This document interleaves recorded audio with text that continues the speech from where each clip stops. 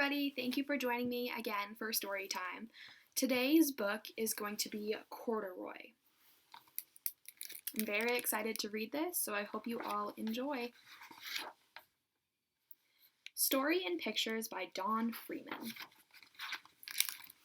Corduroy is a bear who once lived in the toy department of a big store. Day after day, he waited with all the other animals and dolls for somebody to come along and take him home.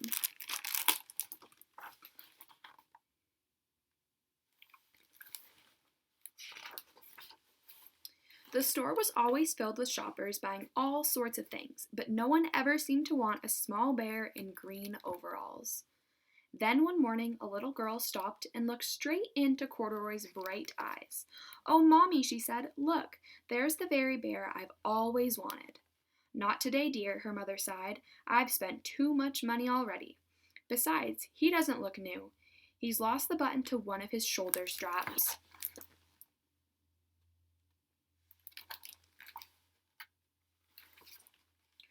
Corduroy watched them sadly as they walked away.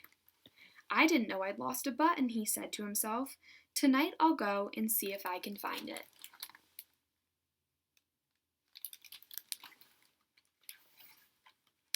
Late that evening, when all the shoppers had gone and the doors were shut and locked, Corduroy climbed carefully down from his shelf and began searching everywhere on the floor for his lost button.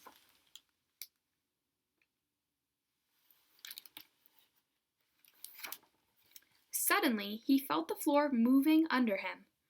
Quite by accident, he had stepped onto an escalator, and up he went. Could this be a mountain, he wondered? I think I've always wanted to climb a mountain.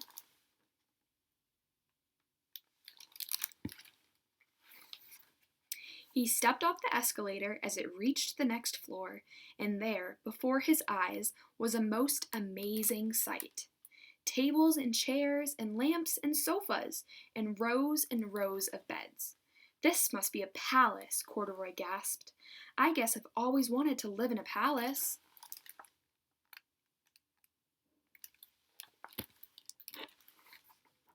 He wandered around admiring the furniture.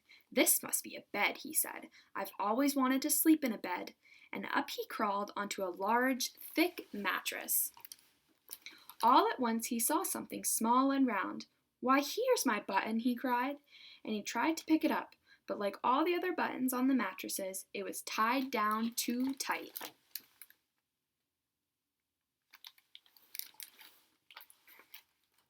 He yanked and pulled with both paws until, pop! Off came the button, and off the mattress Corduroy toppled. Bang into a tall floor lamp. Over it fell with a crash.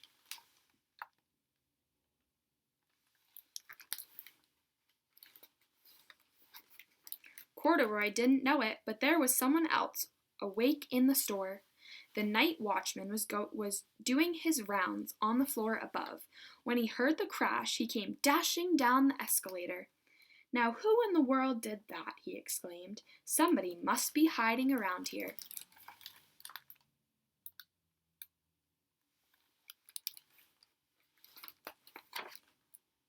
He flashed his light under and over sofas and beds until he came to the biggest bed of all, and there he saw two fuzzy brown ears sticking up from under the covers. "Hello," he said. "How did you get upstairs?"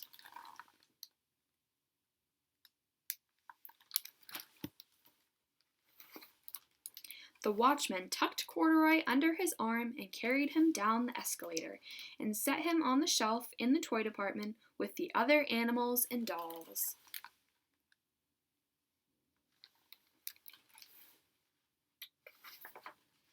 Corduroy was just waking up when the first customer came into the store that morning, and there, looking at him with a wide, warm smile, was the same little girl he'd seen only the day before. "I'm Lisa," she said, "and you're going to be my very own bear. Last night I counted what I've saved in my piggy bank, and my mother said I can bring you home."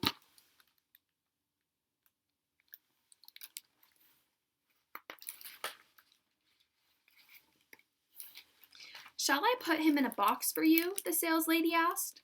Oh no, thank you, Lisa answered, and she carried Corduroy home in her arms.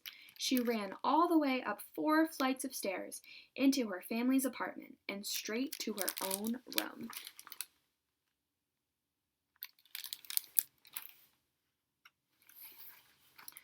Corduroy blinked. There was a chair and a chest of drawers, and alongside a girl-sized bed stood a little bed, just the right size for him.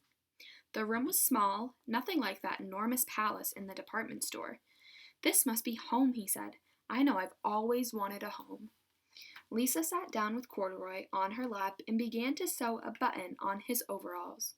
I like you the way you are, she said, but you'll be more comfortable with your shoulder strap fastened.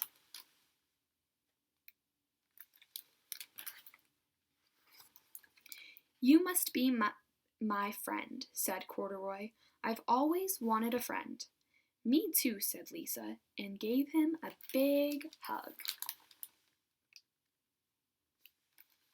And that is the end of the story. Thank you guys so much again for joining me for story time. I hope to see you soon, and I really hope that you guys enjoyed this book just as much as I did. Bye, guys!